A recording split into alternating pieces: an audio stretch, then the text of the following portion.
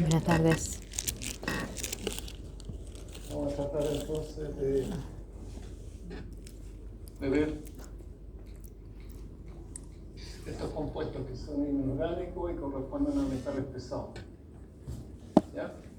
Hoy día tenemos la continuación de cobre, molibdeno, plomo, arsénico, mercurio y flúor, que son los metales más importantes y a la vez los más contaminantes que vamos a encontrar. Partamos entonces con el plomo. Características generales que tiene este metal: produce pluvismo o saturnismo o intoxicación por plomo. Y otra importancia es el color que tiene. Por eso es que muchas veces cuando se habla de gris se dice plomo, por el color gris que tiene este metal. Sus propiedades las van a encontrar siempre en el ambiente como elemento químico, inorgánico, formando sales, o también orgánico en los órganos plomados. Aquí tienen la fuente u origen del tóxico. Hoy día lo encuentran en soldaduras de tuberías con plomo, que muchas veces están en nuestras casas y que conducen el agua potable. Una fuente de contaminación, entonces. También lo pueden encontrar en paquetes o contenedores de alimentos, por lo tanto pueden estar en comidas y bebidas. Las pinturas que antes, sobre todo el óleo, tenía polvo de plomo dentro de sus componentes, y esto hacía entonces que cuando se descascaraba la pintura, los perros principalmente se los comían, y entonces en el polvo y en el suelo del hogar pueden encontrar plomo como origen de la intoxicación. También puede aparecer en comidas importadas, principalmente remedios, cosméticos y artículos de joyería. Y además la minería y la fundición, es decir, fábricas que funden metales, contaminan el aire y el polvo fuera de sus muros y por lo tanto contaminan el ambiente y todo lo demás. ¿Okay? Entonces, una contaminación importante es el aire con el polvo que irrita y contamina suelos, pastos, praderas y aguas. Y antiguamente todas estas figuras, los soldaditos, si ustedes les preguntan a sus padres, van a encontrar que los soldaditos eran de plomo y uno jugaba a la guerra con esos soldaditos. Era lo que se usaba antes porque no existía computador ni celular, entonces uno se entretenía con estas cosas. ¿Ya? ¿Cuáles son las especies susceptibles? Afecta a cualquier mamífero y también a aves y sobre todo a las rapaces. La susceptibilidad entonces va de mayor a menor en bovinos, equinos, aves y cerdos. Principalmente esta susceptibilidad aumenta en los individuos jóvenes y en los más viejos, por sus mecanismos de detoxificación que están muy recientes y por lo tanto no tienen mucha acción o función fisiológica, o ya muy desgastados que también pierden su función. El plomo inorgánico se va a absorber dependiendo de tres factores que son muy importantes: el tamaño de la partícula que tenga el metal, el estado nutricional del individuo y la edad del individuo. Ya dijimos que muy jóvenes o más viejos tienen mayor susceptibilidad. La vía respiratoria es la más importante y la más frecuente.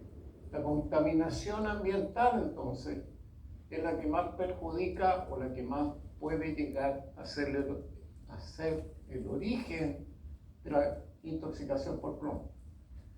También está la vía oral o digestiva, generalmente por contaminación ambiental, partículas de plomo o el polvo del plomo se contamina alimentos, dentro de ellos el agua de bebida.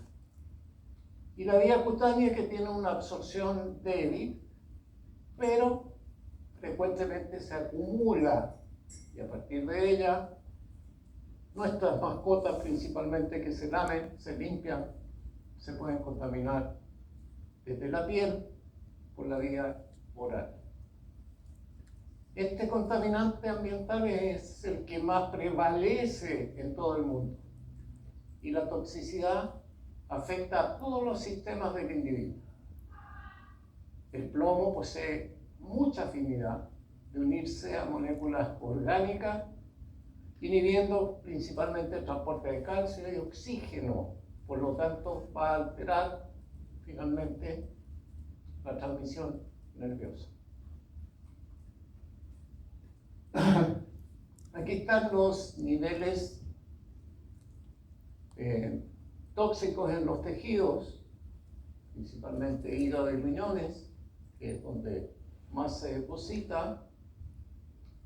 En el bovino son 5 a 300 partes por millón en el hígado y 5 a 700 en el riñón.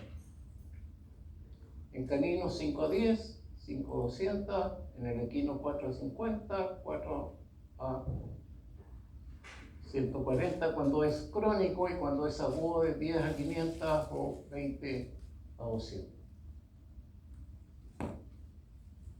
Por otra parte, los niveles de plomo en sangre que la OMS establece como niveles mínimos, y de ahí hacia arriba ya es intoxicación, empiezan a aparecer los efectos entonces de la salud de las personas. Son 15 a 20 miligramos por decilitro de sangre en los adultos y 10 microgramos por decilitro en los niños. Sin embargo, un nivel de concentración de plomo en el aire de 0,5 microgramos por metro cúbico anual sería todavía recomendable que no sobrepasara ese límite, porque si no ya empieza a ingresar al organismo de los distintos individuos y a producir efectos tóxicos. ¿Cuál es el ingreso en relación al mecanismo de acción o toxicocinética? Los órganos plomados se absorben vía gastrointestinal, más que las sales, más que el metal, y el plomo ionizado tiene una absorción un poco menor. También se puede ingresar por inhalación y por lo tanto se absorbe y llega a los pulmones, y por vía cutánea, que es lo que les decía antes, que el individuo se lame y por lo tanto entra por vía oral más que por la misma vía cutánea. ¿Qué pasa después de la absorción? En la sangre un 90% se va a unir a eritrocitos, y por eso que causa problemas con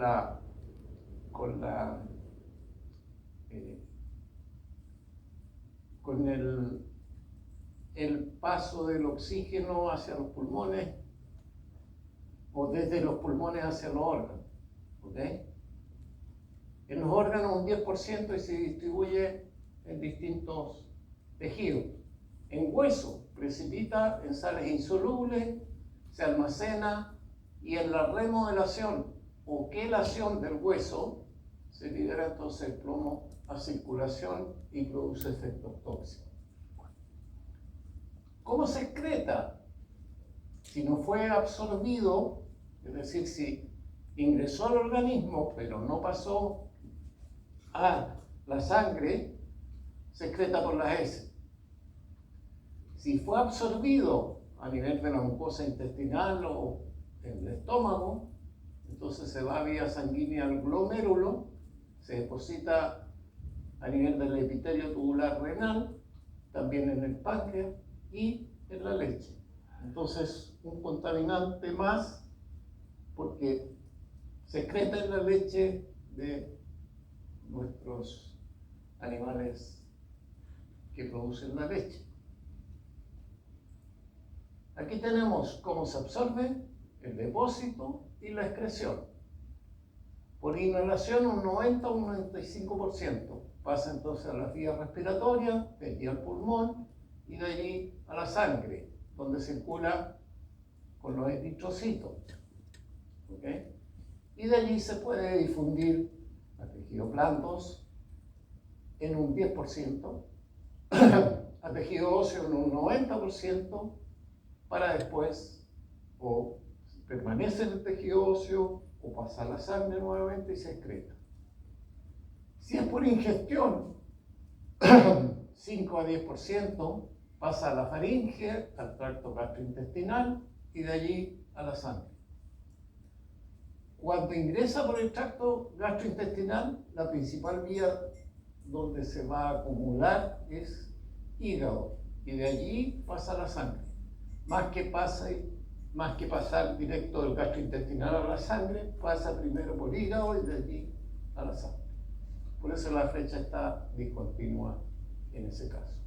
Y después de la sangre, tejido óseo, tejidos blandos, pero particularmente tengan presente que se deposita en el tejido óseo en un 90% de lo que ingresa. ¿Ya? En la sangre se puede excretar por la piel, en pelo, en sudor, en la uña, una cantidad menor, 5 a 10%. A través del riñón, en la orina, un 80%, que es la mayor excreción que tiene el plomo. Y a través del colon, es decir, en la S, un 10 a un 15%. Entonces, si nos vamos a la excreción, o vamos a partir del inicio, la absorción mayoritaria es inhalación pulmón, sangre. ¿Ok? El depósito principal, tejido óseo, 90%. Y la excreción principalmente es a través del riñón por la orina, 80%. ¿Okay? El resto también existe, pero menor porcentaje. ¿Okay? ¿Cuáles son sus mecanismos de acción? En la sangre produce trastorno en la eritropoyesis. Afecta principalmente a dos enzimas, la D a la deshidratasa, que participa en la biosíntesis de la hemoglobina, en el paso de la D-alanina a profobilinógeno, que es un paso inicial, y también afecta a la ferroquelatasa, que es cuando pasa la molécula de protoporfirinógeno a constituir el hemo, que después se une a la globina y forma la hemoglobina. Entonces esas dos enzimas son las que están mayormente afectadas por el plomo y por lo tanto producen menos hemoglobina estos individuos, y por lo tanto el transporte de oxígeno hacia los tejidos baja considerablemente en estos individuos, los individuos que están intoxicados por plomo. Aquí tienen algo parecido, ¿no es cierto? La exposición al plomo, que afecta aumentando la oxidación o el estrés oxidativo, aumenta la presencia de radicales libres e interfiere con las enzimas que reaccionan con el calcio o son calcio dependientes. Por esta vía producen apoptosis celular y por lo tanto injuria renal. Y por la otra vía, los radicales libres van a producir principalmente inflamación, injuria renal. Y por la vía del estrés oxidativo pueden llegar a producir aumento de la presión sanguínea y por lo tanto injuria renal. Es decir, todos los mecanismos de acción del riñón, del plomo, afectan al riñón y producen injurias renales principalmente. A nivel neurológico, que también es una afección importante dentro de las intoxicaciones por plomo, cuando el plomo tiene un nivel alto en la sangre, mayor a 10 microgramos por decilitro, entonces puede causar efectos a nivel celular y efectos neurológicos. Los efectos celulares finalmente llegan a alterar el metabolismo intermediario, producen apoptosis, contracción muscular, etcétera, etcétera, en todos los tejidos. Y el efecto neurológico produce alteraciones principalmente a nivel del encéfalo, como la encefalopatía, porque hay edema y encefalopatía, y cambios irreversibles en el tejido neurológico o en el tejido cerebral. Muerte celular principalmente. Aquí tienen una larga lista de la especie y los signos y el diagnóstico diferencial que tienen que hacer en una intoxicación por plomo. Es distinta la presentación si es agudo que si es crónico. Lo más importante, o los casos más impactantes, son los crónicos, sobre todo en el humano, que también se presenta en nuestros animales.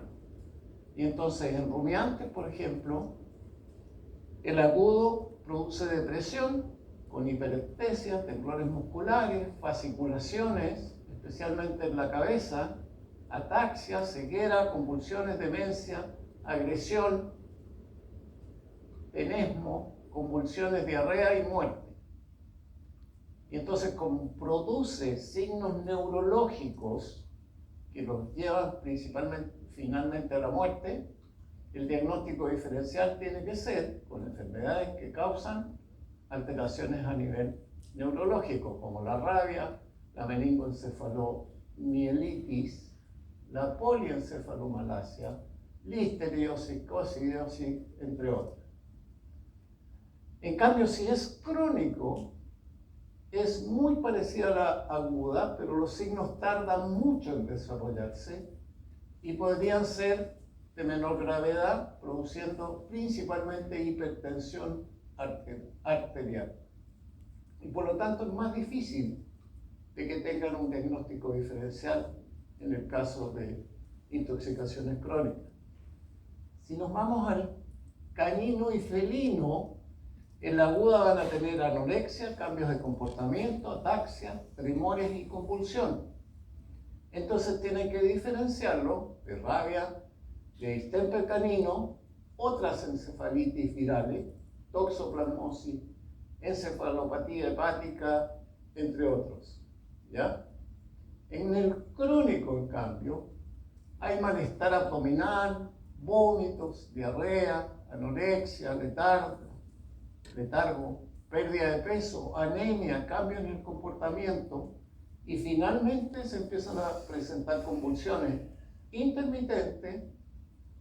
O puede ser un origen de megaesófago, y en gatos todos estos signos son menos frecuentes y finalmente se llega a la muerte sin un diagnóstico, porque la sintomatología es muy variada y no es, como en el caso agudo, tan impactante.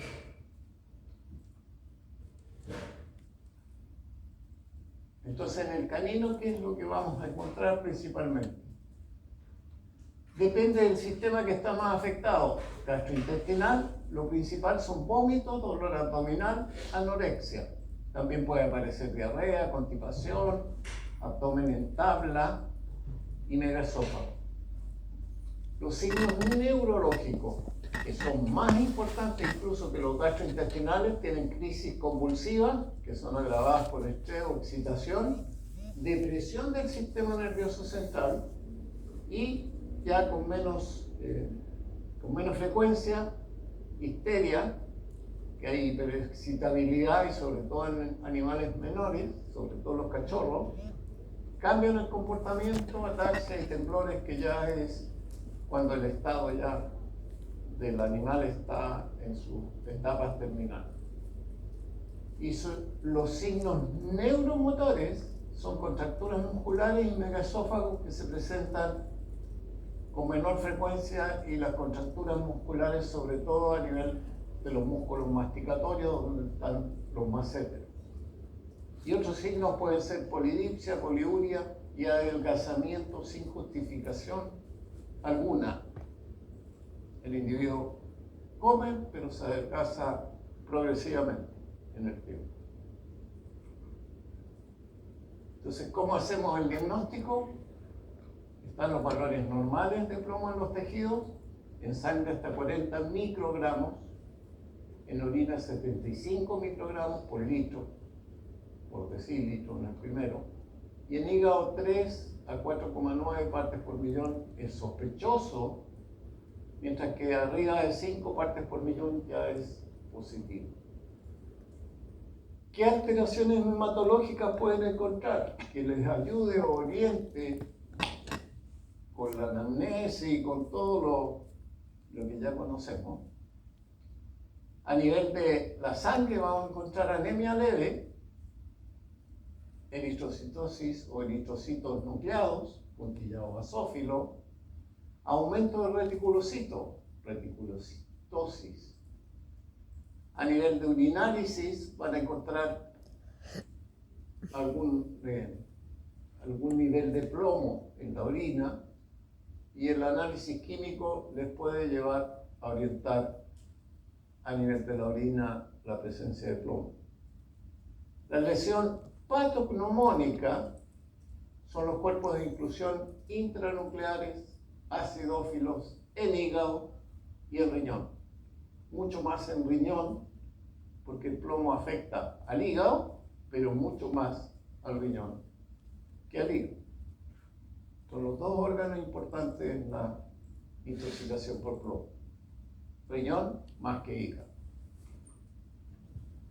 Los diagnósticos diferenciales: hipovitaminosis A, tetania hipomagnesémica, sobre todo en el caso de vacas lecheras, acetonemia nerviosa, tétanos, intoxicación por arsénico o mercurio, abscesos cerebrales, hemorragia y edema cerebral, encefalitis y encefalomalacia. Aquí tienen una muestra de una intoxicación por plomo en una iguana que se tragó figuras de plomo, y esas se mantuvieron en su digestivo hasta causar la intoxicación y la muerte del animal. Tratamiento: remover el plomo del gastrointestinal si la intoxicación ha sido reciente, remover el plomo desde la sangre y aliviar los signos neurológicos. ¿Cómo podemos hacer esto? Quelación con ácido disódico, que se diluye en glucosa y se subdivide en 4 dosis subcutáneas cada 6 horas, con una dosis total diaria que no puede superar los 2 gramos. Y también se puede utilizar como quelante del plomo la penicilamina, el dimercaprol y el succimet, que es muy parecido al dimercaprol, pero es registrado desde un laboratorio. ¿Okay? Aquí tienen algunas cosas si quieren conocer un poco más de la intoxicación de plomo, sobre todo en nuestro país. Ahí tienen noticias de las regiones de Aysén, intoxicación de plomo en YouTube. En la tercera noticia nacional, 2016, en el Cerro Chuño, en Arica, que hay una alta contaminación con plomo, intoxicación por plomo en caso clínico de nuestro país, y el saturnismo en aves, que es la forma de presentación de la intoxicación de plomo en las aves. ¿Preguntas de plomo? Sí. Por casualidad, ¿el pronóstico cómo sería de un paciente? Siempre es malo. Ya. ¿Y no posee antídoto o no? No tiene antídoto específico. Gracias. Solo puedes quelarlo para removerlo tanto de sangre, plomo que está unido principalmente al eritrocito, o de algún tejido en que no es muy fácil de quelar y extraer de esos tejidos, y por eso que la intoxicación con plomo es, a menos que sea aguda, de larga data, y el diagnóstico es muy difícil. Profe, en el tratamiento es necesario después agregar vitaminas por el hecho de que igual tiene una anemia después de... ¿Se deberían agregar vitaminas? Sí, ayuda. Igual que la vitamina B12, sobre todo, el complejo B, ya que hace que el hígado funcione un poquito mejor. Pero a la larga tendría que ser de por vida hasta que el individuo se muera. O sea, mejorar la calidad de vida, sí. Pero cuánto va a depender de cuánto sea la concentración y el nivel de plomo que haya en los tejidos. ¿Ya? Y por ejemplo, el Cerro Chuño, en Arica, que es de nuestro país, ¿no es cierto? La contaminación es tan alta que se empiezan a dar cuenta que hay plomo en el terreno de ese cerro cuando empiezan los niños a manifestar problemas. Porque es mucho más importante cuando un niño tiene problemas que cuando un perrito lo puede tener. Por eso es que es importante que le echen una mirada a esto. Arsénico. Yo sé que lo vieron en los herbicidas. Si no se acuerdan, se los recuerdo. ¿Ya? Pero es un metal pesado que produce el arsenicismo, ¿ya? Y que tiene dentro del mismo arsénico distintos compuestos que pueden ser más o menos tóxicos. Y están los compuestos de arsénico inorgánicos, orgánicos y el gas arsina, que son las emanaciones que se producen en forma gaseosa del arsénico en ambientes que están contaminados con arsénico. Dentro del arsénico inorgánico van a tener los trivalentes y los pentavalentes, que tienen distintos métodos de acción, y dentro de los orgánicos está el ácido arsánico y la arcefenamina, que son derivados del arsénico en distintas formas que lo pueden encontrar en individuos intoxicados en el ambiente.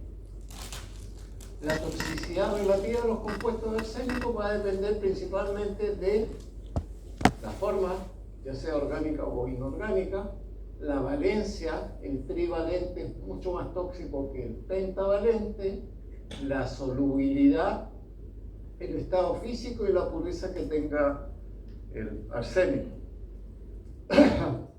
Además de las tasas de absorción y eliminación que existen en las distintas especies.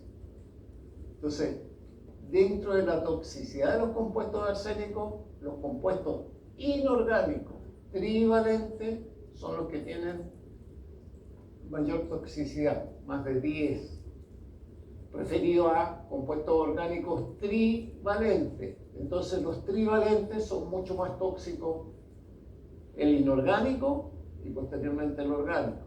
Y después vienen los compuestos pentavalentes, primero el inorgánico y después el orgánico, y finalmente el arsénico elemental, que es el arsénico metálico. Las fuentes de origen del tóxico, lo más natural es atmósfera, suelos, rocas, aguas naturales y organismos contaminados que movilizan el arsénico a través del medio ambiente. La dispersión parte de la actividad minera, combustibles fósiles, entre otros. Y el uso de pesticidas orgánicos, herbicidas, porque se usan como herbicidas, y así lo vieron ustedes en una clase anterior, como desecantes agrícolas, y también se utiliza como aditivo en el alimento de ganados, aves de corral, como medicamentos, entre otros. ¿Ya? Entonces las fuentes o los orígenes que tiene este tóxico son muy variados. Las fuentes ambientales de exposición al arsénico son los alimentos, el agua, el suelo y el aire. Y el arsénico tiene la particularidad de persistir en el medio ambiente y por lo tanto es un contaminante ambiental importante. Quizás menor que el plomo, porque el plomo se utiliza en la gasolina, por ejemplo. Es mucho más frecuente el plomo que el arsénico. Las especies susceptibles en orden de mayor a menor susceptibilidad, gato y perro, le sigue el equino o los equinos, los bovinos, ovinos, cerdos y las aves mucho menos. Las vías de ingreso de mayor a menor importancia, la digestiva, la inhalatoria y la cutánea. Los tipos de intoxicación subaguda, cuando el animal sobrevive a una dosis aguda por tratamiento específico que se haya hecho, pasa a ser una intoxicación subaguda. La subcrónica, que se produce a dosis repetida, en concentraciones un poco mayor, y la crónica cuando la contaminación es más bien ambiental, es decir, está todos los días recibiendo una cantidad no muy alta, pero todos los días recibe arsénico en dosis baja. Mecanismos de acción. Una vez que se absorbe vía gastrointestinal, pasa a la sangre y de allí a órganos ricos en enzimas. Entonces el hígado se acumula, porque tiene una gran variedad de enzimas, y se libera de allí a otros órganos. Está la cutánea también, y el riñón, que puede reducir por metilación al arsénico de pentavalente a trivalente y produce entonces nefrotoxicidad. La excreción del arsénico tanto pentavalente como trivalente, principalmente por orina, en cualquiera de los dos estados, y muy poco o en menor medida por las heces, aunque en la S se puede excretar más el trivalente que el pentavalente. El trivalente entonces en pequeñas cantidades aparece en la S, a través de los pulmones, la piel, la leche materna y atraviesa la barrera placental. Por lo tanto es teratogénico. ¿Okay? El pentavalente en menor medida por las vías como la bilis, las heces, el pelo, la piel y la leche. Pero la principal vía de excreción, vuelvo a lo de antes, es la orina en cualquiera de los dos estados que se encuentran, el arsénico. ¿Okay? Mecanismos de acción. Arsénico trivalente inhiben la actividad enzimática ambos, pero el trivalente interactúa con radicales SH o tioles, inhibe la piruvato deshidrogenasa, por lo tanto disminuye la acetilcoenzima A y con ello disminuye la producción de ATP. Mientras que el pentavalente compite con el fosfato, desacopla la fosforilación oxidativa, por lo tanto forma ADP arsenato y por lo tanto la producción de ATP también disminuye. Es decir, ambos alteran la función celular por distintas vías, pero la alteran los dos. ¿Y qué inhiben? la piruvato deshidrogenasa. ¿Ya? Que es lo que pasa de piruvato a acetilcolina. ¿Sí? ¿Está claro? La piruvato deshidrogenasa entonces se inhibe con la presencia del arsénico. Y por lo tanto, la acetilcolina disminuye la concentración que se puede producir. Los síntomas o signos. Arsénico trivalente, que es el más tóxico, se distribuye en tejidos ricos en enzimas oxidativas, capilares del gastrointestinal. El daño provoca transudacción y hemorragia a nivel del estómago e intestino, en capilares y túbulos renales que son sensibles, se dermatizan y degeneran, y entonces producen proteinuria y cilindruria como consecuencia, y además se acumula arsénico inorgánico en la queratina de distintos fanerios, es decir, en las uñas, en el pelo, en los cascos, en los rumiantes, entre otros. El pentavalente, que se usa en alimentos para animales, genera signos clínicos neurológicos como ataxia, incoordinación y ceguera. ¿Ya? ¿Qué pasa en los cuadros agudos? Dolor abdominal, pialismo, gastroenteritis severa con diarrea acuosa, negruzca y fétida. Hay que diferenciarla de otro metal que también produce diarrea acuosa y difusa, que se llama molibdeno. También es un metal. ¿Okay? En este caso se produce atonía ruminal, oliguria, taquicardia, hipotensión, temblor, ataxia, postración. La situación nos lleva a un shock por deshidratación y muerte, comúnmente dentro de los primeros 3 días de intoxicado del animal, en la intoxicación aguda. ¿Okay?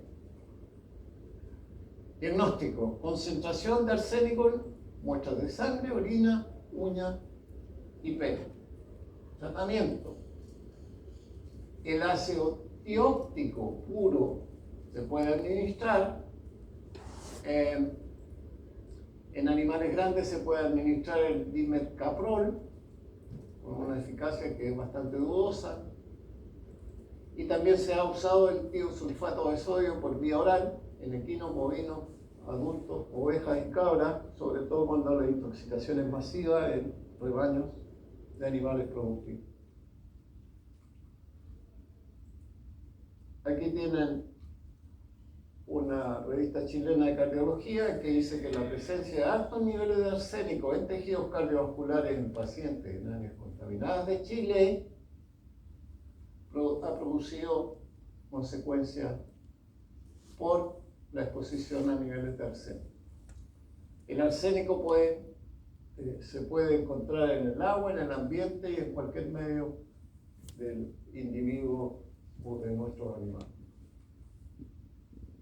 No se lo voy a poner porque es largo, pero si lo pueden, lo buscan y lo ven, porque esta doctora trabaja precisamente en animales pequeños y relata la intoxicación con arsénico y la sintomatología clínica que ella ha podido estudiar en distintos casos. Pregunta de arsénico.